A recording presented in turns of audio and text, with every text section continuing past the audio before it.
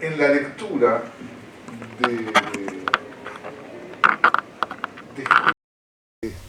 una cosa que no me había dado cuenta antes. Sí me había dado cuenta del existencialismo. El poema primero, ese que me robó idea de No habrá ninguna esperanza, es como un manifiesto del mundo existencialista. Pero hay algo que no me he dado cuenta y está en todos los poemas, sobre todo, no, por supuesto, no, aunque no también se podría ver, pero sobre todo en los poemas partes, en los poemas de amor y en los primeros poemas y en La Suplicante y Paraíso, etc. Y es que la estaba leyendo y dije, ¿cómo no me di cuenta que es contemporánea de Georgia O'Keeffe?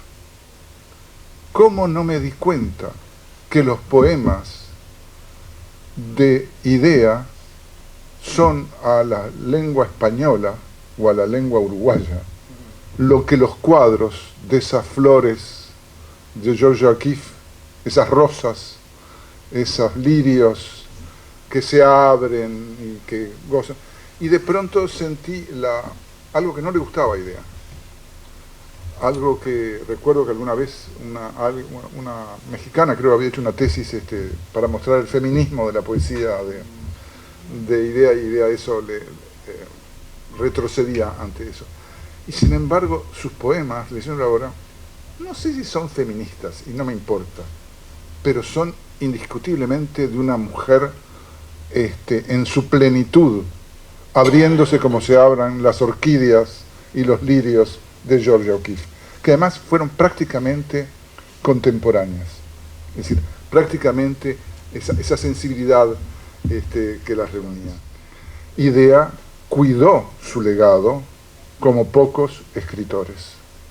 Y esta edición lo muestra y muestra ese cuidado de la solidez que tenía la palabra, el verso, el adjetivo bien colocado, el evitar caer en el lugar común o en el desliz indeseado.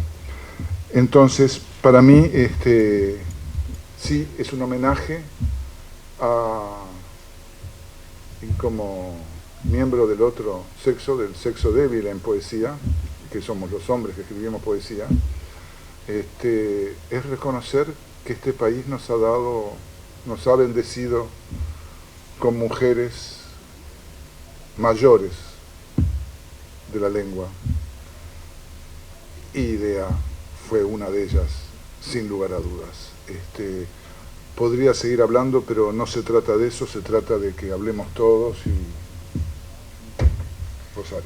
Después de lo que dijo Ana, se van a llevar una desilusión, pero no tengo más remedio que leer un poquito, porque si no me confundo y me distraigo.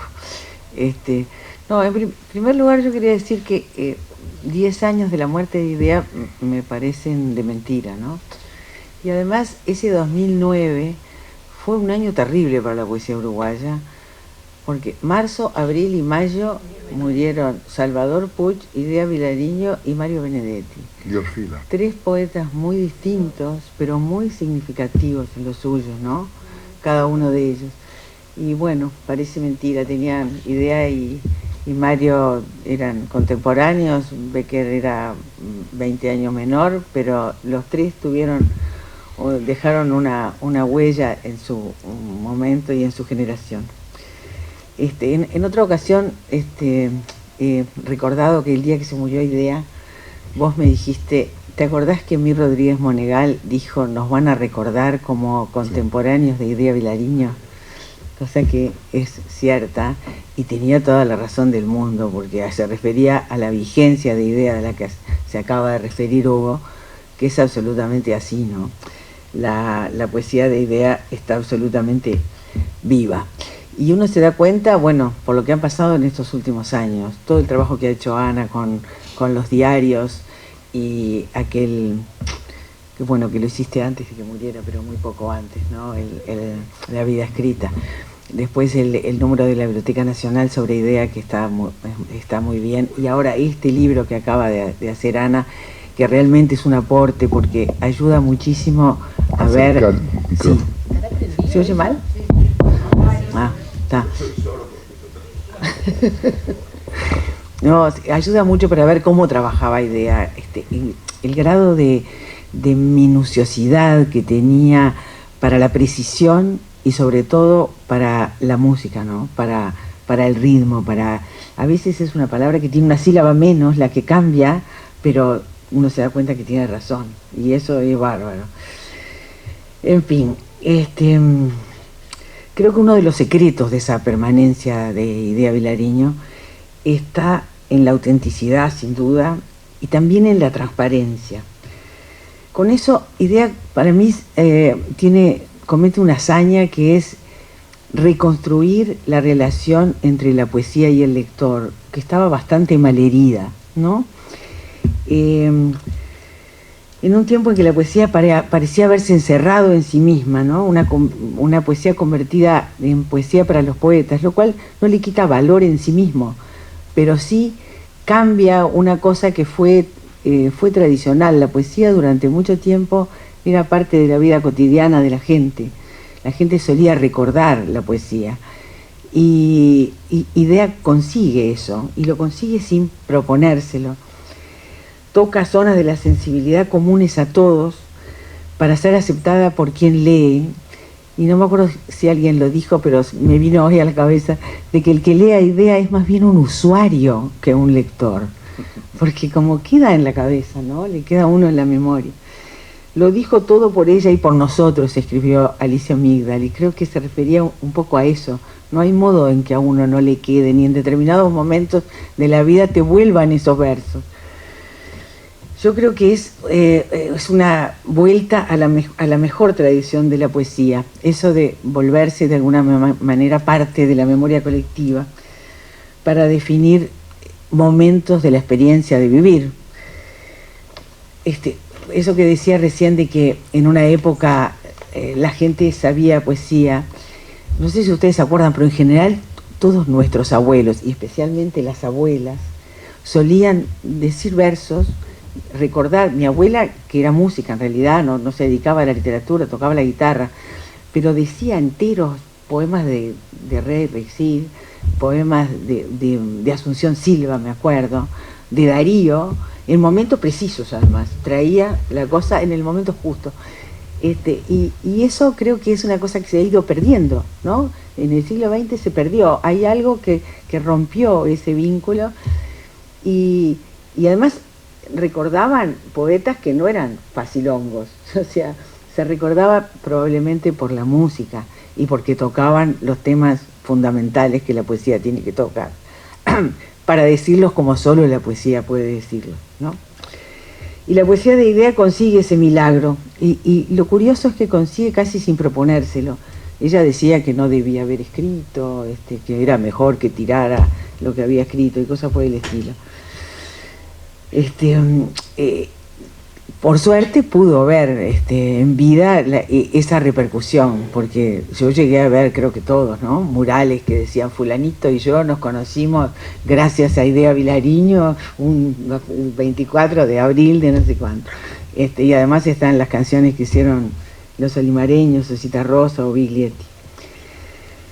Y yo creo que además de la cosa esa de la música, la notoria autenticidad y la pasión que puso Idea en lo que escribió, está la cosa de el modo en cómo integró la lengua rioplatense, nuestro modo de hablar, la cosa de todos los días, la lengua de la tribu, como decía Eliot, a la poesía con una notable naturalidad, ¿no? Nunca hay nada impostado, y si bien ella de alguna manera coincide con un momento en la poesía latinoamericana en que poetas como Parra o como Cardenal o Sabines o Hellman incorporan la lengua cotidiana, en ella es muy temprano, y además es la lengua rioplatense usada de una manera que es fascinante porque tiene mucho que ver con cómo nos suena la lengua familiar. Hay un poema famoso en que ella dice enumerándolo y le pone un tilde a la última O, ¿no?, que es lo que hacían los letristas de tango, que seguramente lo aprendió ahí. Y probablemente la licencia se la dio, me parece a mí, el loco de Juan Ramón Jiménez, que le daba por cambiar la ortografía de las palabras, ¿no? Una especie de licencia le dio. Y ella hace eso y aclara que no le vaya que no es una errata, que ella pone enumerándolo y así es como tiene que sonar, ¿no?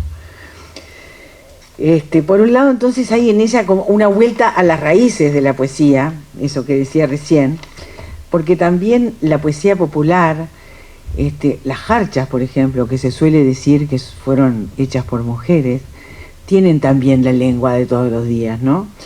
Y ella era una gran lectora, además de toda la tradición hispánica. Pero es eso que decía recién Hugo, que te asombra cómo ella no le gustaba nada que se hablara de feminismo respecto de su poesía, y sin embargo uno reconoce en lo que ella escribe una poesía notoriamente hecha por alguien que vive en un cuerpo de mujer, ¿no? Y ella además lo hace con una autonomía, con una seguridad que curiosamente hace que Rodríguez Monegal y Benedetti, cuando escriben sobre Idea Vilariño, no dicen la poeta, ya no la poetisa obviamente, pero no dicen la poeta, dicen el poeta, y lo adjetivan en masculino, y no porque ella parezca un hombre, sino porque es de una autonomía tan notable, ¿no? Y lo consigue eso, yo decía, por ser fiel a sí misma. Esa poesía íntima y desgarrada extrae su poder de comunicación tanto en el encantamiento rítmico como en la intensidad de la experiencia que transmite. Consigue lo que logra la mejor poesía, la que queda grabada a fuego en el oído. La poesía de Idea nos deja entrar, dice Juan Gelman, pero no salir, que tiene que ver con lo que dijiste vos recién, ¿no? Que nos ha pasado a todos. Te deja entrar pero no salir, no te abandona nunca. El lector descubre en ella un espacio ignorado por sí mismo. Hay dos palabras que a mí me resultan inseparables para definir la poesía de Idea y la vida de Idea, que son intensidad y tensión. La intensidad que viene de la autenticidad, de la experiencia que vuelcan esas palabras tan desnudas de adorno, de la pasión que fueron escritas y del milagro rítmico y musical que consigue adherir esas palabras a la memoria. Y la tensión que atraviesa tanto su poesía como su personalidad, esa manera de vivir con pulsiones contradictorias que tuvo, que quería también expresar, que queda también expresada en aquel poema que todos recordarán, que se llama Atada al mástil, que dice decir no, atarme al mástil, pero deseando que el viento lo voltee, que la sirena suba y con los dientes corte las cuerdas y me arrastre al fondo, diciendo no, pero siguiéndola. En ese rechazo, ese no que signa toda su poesía, como se ha dicho muchas veces, subyace una tensión entre el deseo del cuerpo, el deseo de vivir y de amar, y la desolada certeza de la inutilidad de todo el esfuerzo. Eso que recordaba recién Hugo, en la arena caliente, temblante de blancura, cada uno es un fruto madurando su muerte, dice en uno de sus primeros poemas, porque no tiene ni 20 años cuando escribe eso. El abril es el mes más cruel de Eliot. Es la misma melancolía de Quevedo y de los barrocos españoles que le hace ver el mundo como una engañosa tentación de los sentidos, pero una tentación irrefrenable. Esa condición contradictoria la tuvo también en la vida. En una entrada del diario dice, a propósito de su relación, creo que con Claps, vos debes de saber, dice, si él no me quisiera, me moriría de pena. Soy dichosa a su lado, lo quiero, lo necesito, pero no es eso lo que busco. No me interesa la felicidad, quiero mi soledad. Tuvo desde muy joven la tentación del suicidio, pero la detuvo el amor que tenía por la vida. Me acuerdo de la impresión que le causó el día que supo que Gladys Castelvecchi se había suicidado. Estaba terriblemente impactada. Ella tenía una relación de amistad que se había agudizado en los últimos tiempos y sintió que Gladys había hecho lo que ella no podía hacer, que había dicho tantas veces, pero no podía hacer, porque su pulsión por la vida era demasiado fuerte, ¿no? Y esa es, yo creo que la contradicción básica de su persona. Esa contradicción signó también su relación con el mundo. Por un lado, Idea fue una mujer que trabajó muchísimo en las revistas, en Clinamen, en Número, dio clases durante años, se levantaba a las 5 de la mañana para ir a Colonia a dar clase, y sin embargo detestaba aparecer en público y dar entrevistas, se encerraba en la casa, hacía lo posible por no aparecer. Dio 3 entrevistas en toda su vida, una a Mario Benedetti, y además la de Mario Benedetti la dio en un momento de agitación política en la que lo sintió como un deber, la de Albistur y la que hizo para la película que hizo Mario Jacob, que no se imaginan lo que costó convencer a Idea Vilariño para que aceptara la película, porque era parte de esa cosa, que sí pero que no, ¿no? Ella misma lo dijo en una entrevista, es cosa de esa personalidad partida en dos, entre la pasión y el escepticismo, entre la obligación moral de hacer algo en diversas formas de militancia y el descreimiento último. Y fue intransigente hasta la exageración. Durante años no aceptó ningún premio, como todo el mundo sabe, rechazó una beca Guggenheim en un momento en que no tenía un peso, en plena dictadura, no tenía trabajo, necesitaba dinero para una cantidad de cosas que quería investigar y no había modo, y la rechazó con un argumento que textualmente es el siguiente, según le dijo Albistur. Pensaba que por ahí podían andar los dineros que mataban en Vietnam o en Grenada. Pensé también en inocencias como la de Horizon o de Mundo Nuevo. Por eso es tan injusto que los originales de su poesía hayan terminado ahora en la Universidad de Princeton, cosa que ella jamás hubiera aceptado. La verdad que sí. Y otra tensión es la que se establece entre su absoluta exigencia crítica y su interés genuino por la canción popular. Solía usar la palabra desprecio para definir un sentimiento fuerte a alguna poesía que le provocaba rechazo por una abrumadora cantidad de volúmenes de prosa cortada, solía decir, en las que muy rara vez destella la poesía. Y no le dolían prendas para decir, por ejemplo, en el prólogo a su antología de poetas hispanoamericanas, que tuvo que leer cantidad de poemas, comillas, sentimentales, cursis, horripiosos, pero que había que leer de todos modos. Y en ese mismo texto habla del exacerbado exhibicionismo del cuerpo, de lo sexual crudo y sucio, tal vez como una rebelión contra las largas inhibiciones. Y lo dice ella, autora de poemas eróticos de una notable delicadeza, de los que Muñoz Molina pudo decir, en Idea Vilariño el pudor expresivo multiplica el efecto de la falta de vergüenza, lo que es muy exacto. Era extremadamente exigente para juzgar a los poetas, incluso de los nombres consagrados. Ella misma contaba que en Número había rechazado textos de Neruda, de Borges y hasta de Onetti. Una vez hablando de no me acuerdo quién, alguien a quien yo admiraba, y ella me puso reparos, yo le dije, pero Idea, ¿a ti solo te gusta Darío? Y me contestó, muerta de risa, Darío solo algunas veces. Era así. Pero no tuvo prejuicios en valorar la poesía popular. También de una manera exigente, porque no le interesaba cualquier cosa. Pero me acuerdo de su interés en el cante flamenco, por ejemplo, en algunas manifestaciones del folclore latinoamericano, y especialmente por el tango. Y fue una pionera también en escribir sobre los buenos letristas de tango, desde 1955 en un artículo de Marcha y en un libro de 1967 hasta el mayor, el que publicó Beto en Calicanto, el del 95. No sé, esto no se abre. Era consciente de que había en ciertos sectores intelectuales prejuicios respecto de los letristas de tango.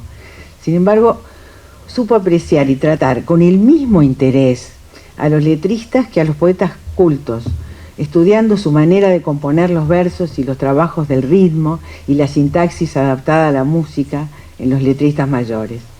Y pudo reconocer, por ejemplo, a Pascual Contursi como inaugurador de los temas mayores del tango, y decir que a pesar de sus escasos recursos y de su vocabulario reducido, era de verdad un poeta.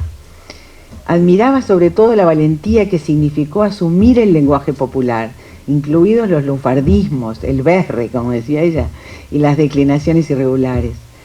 Y comentó con verdadera admiración a los mejores, a Arolas, a García Jiménez, a Discépolo, a Homero Mansi, a Cátulo Castillo. Le oí decir una vez, nostalgias de los años que han pasado, arenas que la vida se llevó, de Sur, de Mansi, lo podía haber escrito yo, me da envidia, decía.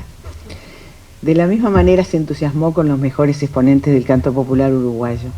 Contó alguna vez la emoción que sintió cuando escuchó a un estadio entero cantar los orientales el día que vinieron los limareños. Yo entre el público como una más, decía, me emocioné de verdad, como nunca me había emocionado con ningún poema mío. Y la escuchó entre el público. Eso coincidía en ella con una afirmación que le escuché más de una vez. La poesía es para los oídos, no para los ojos. Eso es lo que quería decir.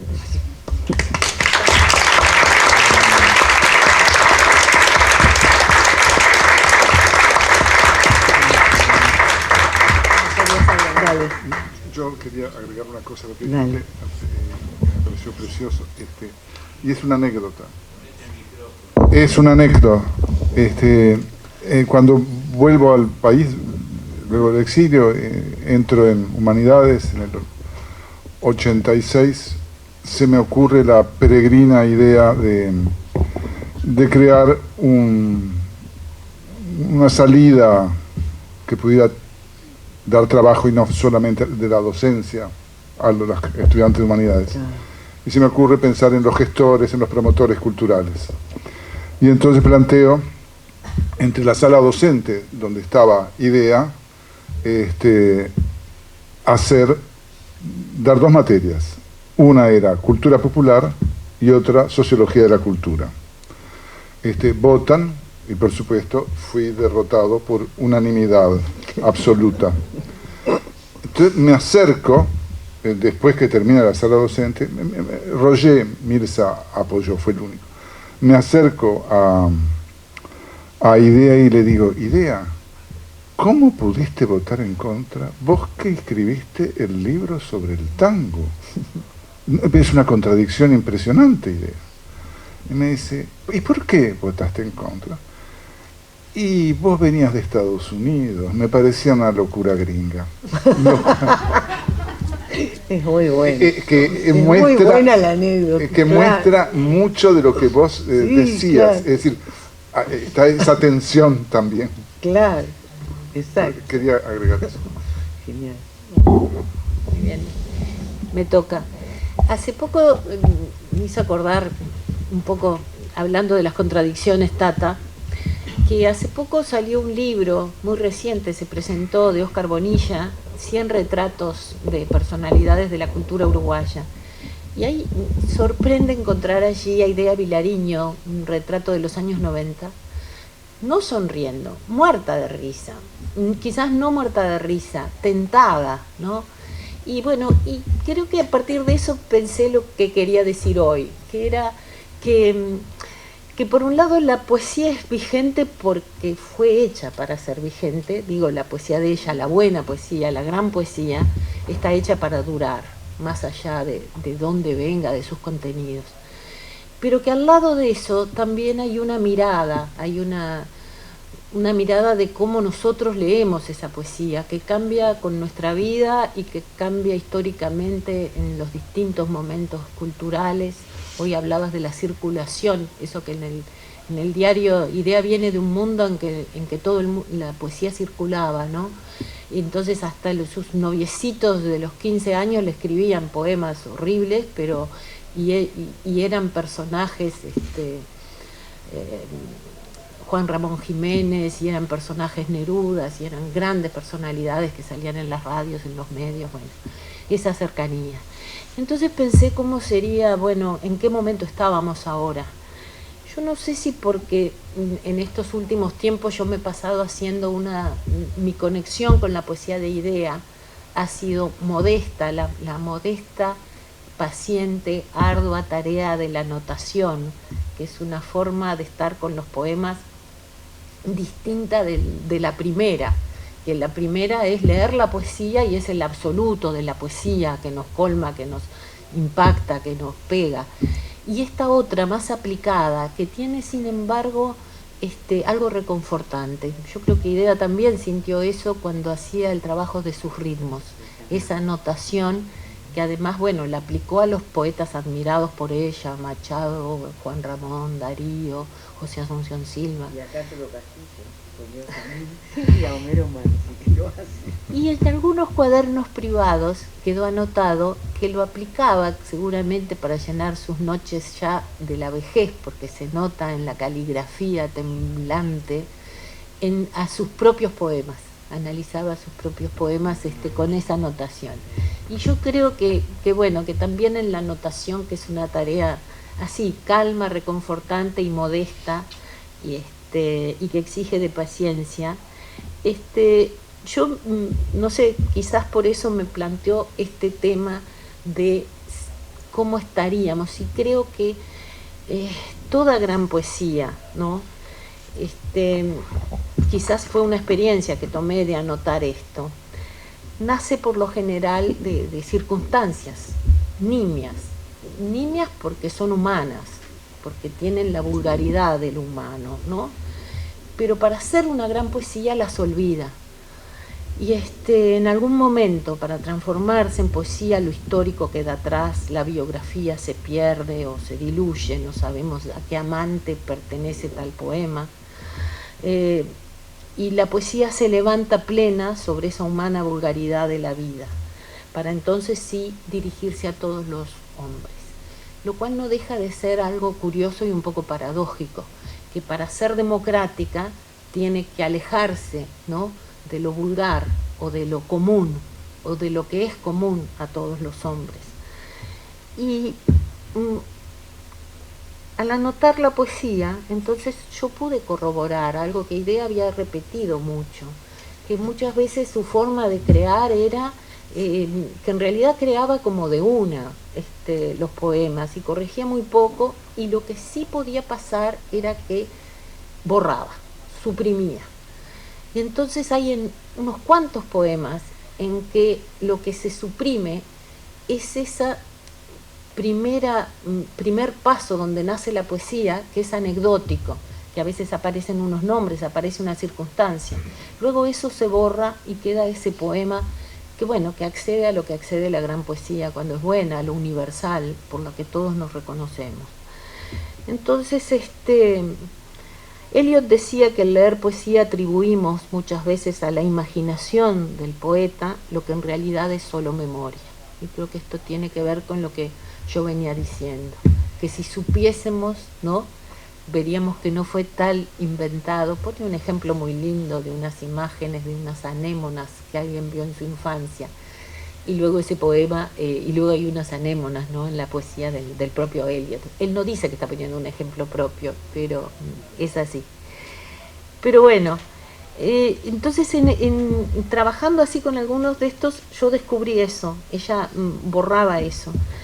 Y entonces pensé en escribir un artículo, y dije, y por ahora tengo solo el título, Soy vulgar, porque eso es una frase que Idea repite en su diario, hablando de ella misma. No, yo soy vulgar, yo soy común. No lo dice como algo denigratorio, en realidad. Lo que está afirmando es como que comparte las pasiones fundamentales de los seres humanos, ¿no? El dolor, la muerte, esas cosas grandes.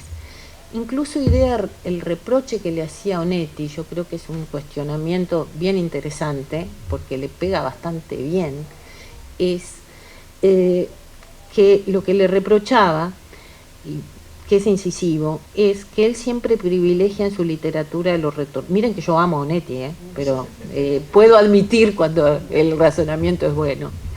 El privilegio por lo retorcido, la ausencia de que no hay mujeres totales, de que las mujeres o son muchachitas o son putas o no. Entonces, y termina con un golpe de gracia maestro y le dice, nunca vas a escribir la muerte de Iván Ilich, que es terrible decirles un escritor ambicioso como Onetti. Y bueno, yo creo posible que de cara al centenario quizás se abre un espacio para que podamos desplegar a Idea, ¿no? Porque creo que su poesía es tan fuerte, es tan hipnótica, que nos subyuga, ¿no? y que, bueno, quedamos como rendidos.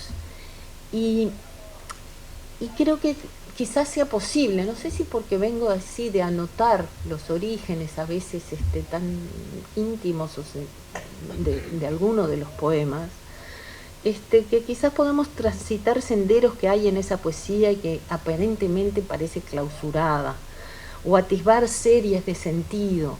Yo hoy leí un poema al mar, hay que ver todos los poemas al mar, que dedicó Idea Vilariño.